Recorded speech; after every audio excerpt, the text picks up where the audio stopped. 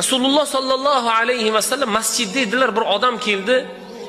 Shunday cho'kkaladida duo qildi. Ya Robbim, meni farzandim kasal dedi.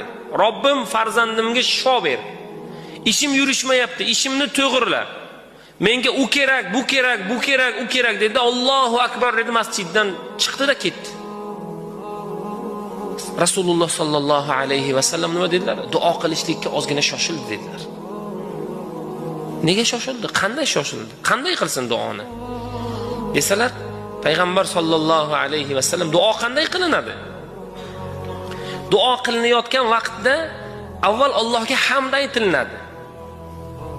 Undan keyin payg'ambarga salovat aytilinadi. Undan keyin duolar so'raladi. So'ralganda ham din va dunyo baravar so'raladi. 5 ta dunyoviy ish so'radingizmi, 5 ta oxiratingizga so'rang.